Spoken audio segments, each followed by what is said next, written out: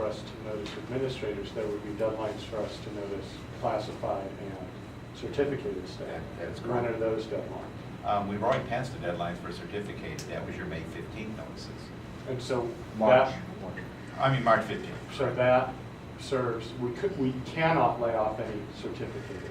I believe you cannot lay off any more certificated staff, either administrators or teachers, unless you go through a March, an August layoff.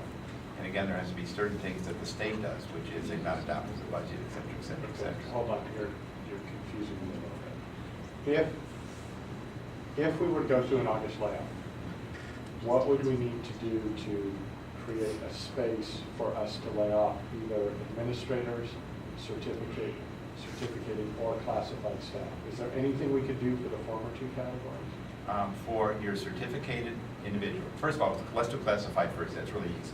At any point during the year, the board can take action to do another RIF and lay off classified.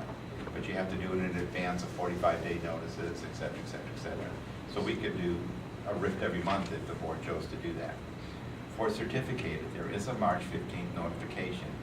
We rescinded all the March 15th notifications for all the staff because the Federation came up with 1 day of furlough to save K class size reduction.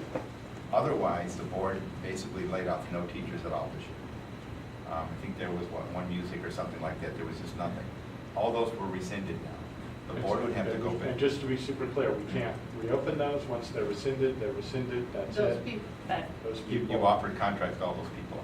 Okay, so they're, With the administrators, we gave the administrators a March 15th notice only for furlough, which meant we told them, you're going to have a job next year, and we're notifying you by March 15th. Your work year could be reduced in the form of a furlough. So every administrator got that notification.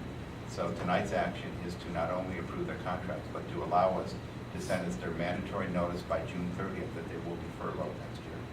If we do not make the June 30th deadline for furlough, there will be no furlough for these certificated employees.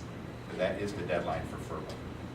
However, explain to Bart that if the state takes certain actions between now and August, it does reopen the certificated. Oh, yeah, it right will. for us to lay off. There's issues with the budget and things like that. But the state, it looks like we're going to be so close to the timeline, we won't get everything done by August 15th, You including think they holding won't the be able hearing to make it? and having the hearing officer so, make the so decision.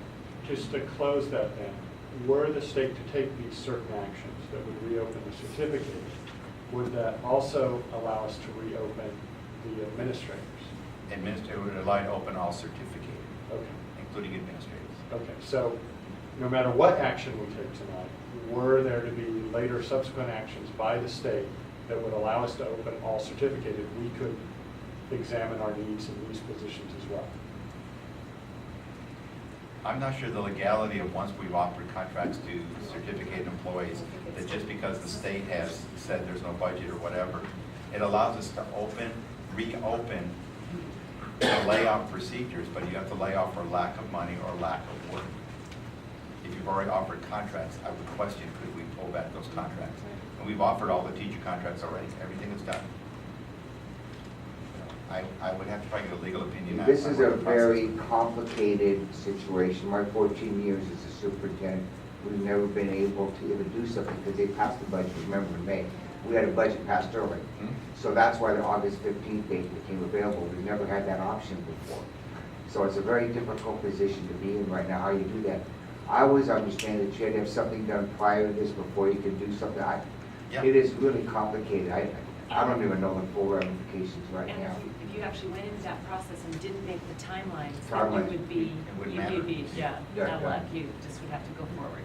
And remember, that includes notification to staff, evidence packages, packages, they have to respond back in 5 working days, there has to be a layoff hearing, there's an appeal right, the hearing officer has to make the decision. Remember when we talked about layoffs in the spring, we gave you a timeline of how many months to do the whole process. An August layoff was done once in the state, and that was done in San Francisco Unified by Miller, Brown, and Dennis in 1989, I think it was. The only time August layoffs have ever been done in the state. So, and that was a very unusual circumstance. So one of the things that's been floated in the budget talks, which is, I think, moot but intriguing nonetheless, is shortening the school year. They said that they'll be willing to potentially allow us to have less than 180 days without penalty or something like that. Which would imply that, you know, to me, it's an intriguing way to deal with a budget cut, because now essentially you don't have to go and nickel and dime, cut every program here and there. You just shorten, you can keep all your programs at a current level of quality, but just shorten the school year by X number of days.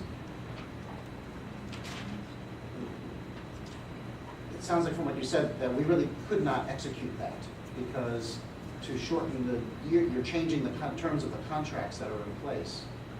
If you, by doing that. When we put out contracts. Unless the legislature, when at the same time it allows us to short, essentially through legislative action allows us to change those agreements unilaterally or order. An emergency situation where all the bargaining unit contracts are null and void in the state, and that's not going to happen. Right, but short of that, just with the stuff they're talking about now, which is just giving us flexibility, I guess, to have a shorter year, we couldn't actually do that anyway. Well, the state could come back and say that. Well, I posed that to the legislators last week. You still have to negotiate contracts. They can't null and void the contracts, the state can't. Your local control in the contracts, I believe is what they told me, you have to negotiate that. They cannot. Now, maybe I'm wrong, but I'm trying to remember if that was, because I asked them that, you know, something about you still have contracts. Why did you hear this? Did they do that? I did, actually. They were over there talking to the legislation, trying to get them to say, if you're going to do this for 175 days, you need to do something unilateral statewide, so that districts aren't in a position of trying to negotiate this, and then you don't give us the funding, or that's the only way to save ourselves, and we have no way to negotiate it. So there was pressure on the state legislature that if you're going to do this, you have to do something that's an emergency resolution statewide that says districts 175 days, and that's what it is. So, but they didn't get there. I did talk to Senator Joe Simitian about this very issue, and he said that he did not believe the legislator would give us this kind of cover, because he said that they had an issue of legislators overturning contracts, and that they were pretty much willing to let us struggle That's right. at each district Local on our control. own with our local bargaining units, and that he would not count, he said, do not count on them doing anything for that. It makes me think, with regard to contract law, that what they might do is if they close the schools early, you might save on all the transportation and the costs of running the school sites, but you still might have to pay on All the employees. contracts. Right. So you still have to carry out the requirements of pay, but you might save in the other, you know. And our I don't know. contracts, That's probably not the Because only the thing lights we are have out to or do. something. Yeah, exactly. The and our lights are out. contracts are very specific. For a teacher, for instance, when they sign their contract, it says you're contracted to return as a teacher next year for 184 days, and you'll be paid at a certain amount for those 184 days. What actually specifies in each of our contracts the number of days they're employed by the district, and it's individualized. So Jay, why is it the way